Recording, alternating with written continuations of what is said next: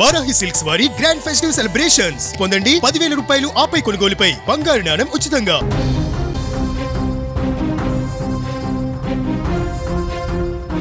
కర్నూలు జిల్లాలో ఫ్యాక్షన్ గొడవలు రక్తాన్ని పారించాయి. ఎమ్మిగనూరు మండలం కందనాతి గ్రామంలో పాత కక్షల నేపథ్యంలో ప్రత్యర్థులు మాటు వేసి చేసిన దాడిలో ఇద్దరు అన్నదమ్ములు దారుణంగా హత్యకు గురయ్యారు.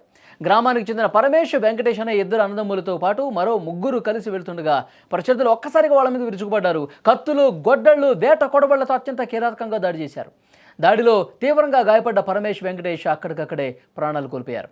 దాడిలో గాయపడ్డ మరో ముగ్గురు పరిస్థితి కూడా విషమంగా ఉండటంతో చికిత్స నిమిత్తం ఎమ్మిగనూరు ప్రభుత్వ ఆసుపత్రికి తరలించారు. సమాచారం అందుకున్న పోలీసులు వెంటనే గ్రామానికి చేరుకుని పరిస్థితిని సమీక్షించారు. పోస్టుమార్టం నిమిత్తం తరలించి కేసు నమోదు చేసి దర్యాప్తు చేస్తున్నారు. నిందితుల కోసం గాలింపు చర్యలు ముమ్మరం చేశారు. ఎటువంటి అవాంఛనీయ ఘటనలు గ్రామంలో జరగకుండా భారీగా పోలీసు బందోబస్తు కూడా మోహరించినటువంటి పరిస్థితి. పూర్తి సమాచారం తెలుసుకుందాం. మా ప్రతినిధి కిరణ్ ఫోన్ లైన్లో అందించడానికి సిద్ధంగా ఉన్నారు. కిరణ్, ఏంటి దీనికి ఈ గొడవలకి అసలు కారణం ఏంటి? కర్నూలు జిల్లా ఎమ్మిగనూరు మండలం కందనాతి గ్రామంలో ప్రతీకార హత్యలు అయితే జరిగాయి. ఈ రోజు ఉదయం ప్రతీకార హత్యతో దాదాపు ముగ్గురు బలయ్యారు. అక్కడికక్కడే పొలాల్లో వేటగడవలతో మొత్తం దాడికి ప్రయత్నించారు.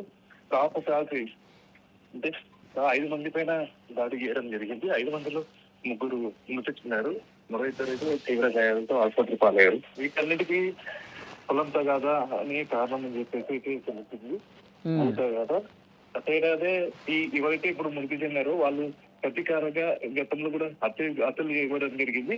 హత్యలు చేసేందుకే గ్రామ బహిష్కరణ చేశారు. ఆ గ్రామ బహిష్కరణ చేసేందుకు మళ్ళీ తిరిగి గ్రామంలోకి అడుగు పెట్టారని చెప్పేసి కాపు కాసి హత్య చేస్తారని చెప్పేసి పోలీసులతో భావిస్తున్నారు.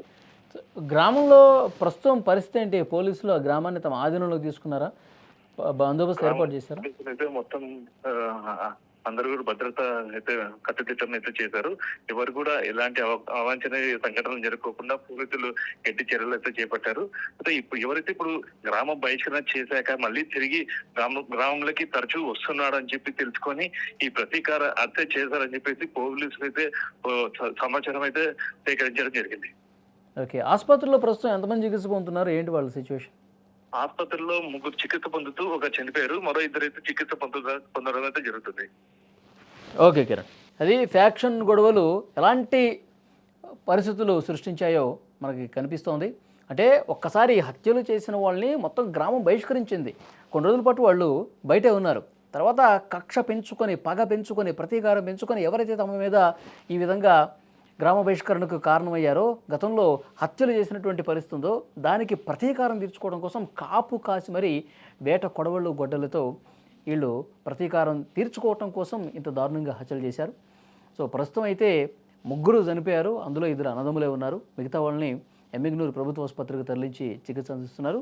సో వాళ్ళకి మెరుగైన చికిత్స అందించే విధంగా ప్రయత్నం కూడా చేస్తూ ఉన్నారు. ఎందుకంటే ఈ గ్రామంలో మళ్ళీ ఫ్యాక్షన్ గొడవలు పెచ్చుమీరే అవకాశం ఉన్నటువంటి నేపథ్యంలో పోలీసులు ఆ గ్రామంలో పూర్తిగా తమ ఆధీనంలో తీసుకొని బందోబస్తు ఏర్పాటు చేశారు. స్క్రీన్ మీద మీరు చూస్తూ ఉన్నారు గ్రామంలో ప్రస్తుతం పరిస్థితి. అక్కడ పూర్తిగా పోలీసులు కూడా ప్రతి అణువణువు పరిశీలిస్తూ ఉన్నారు, పర్యవేక్షిస్తున్నారు. గతంలో ఉన్న సిచ్యువేషన్ ఏంటి, అసలు ఇంత దారుణంగా చంపుకునే పరిస్థితి ఎందుకు వచ్చింది, గతంలో అసలు ఏం జరిగింది, ఎవరెవరు దీనికి కారణం అని కూడా ఆరా తీస్తున్నారు. ప్రతి ఒక్కరిని కూడా ప్రశ్నిస్తున్నారు. స్క్రీన్ మీద మీరు చూస్తున్నారు.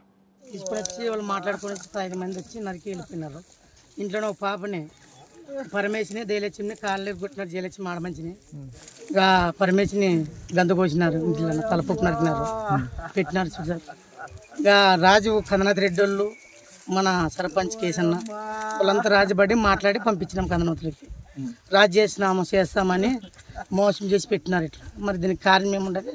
మనకి గవర్నమెంట్ దీన్ని మన సార్లు ఏం చేస్తారు దాన్ని చూడాలి మనం. ఇది గతంలో ఎన్ని రోజుల కింద గొడవ జరిగింది? ఇది ఒక 2 సంవత్సరం వెళ్ళిపోయింది సార్. కొద్దిగా ఐడియా లేదు. సంవత్సరం వెళ్ళిపోయింది.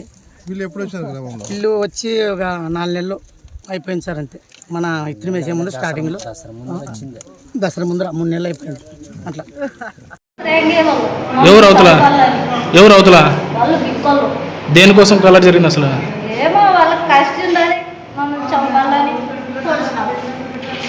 ఏమిటితో కొట్టినారు వాళ్ళు? ఎవరెవరు దెబ్బలు అయ్యాలి ఇప్పుడు? ఏం పేరు మీ ముగ్గురు పేరు?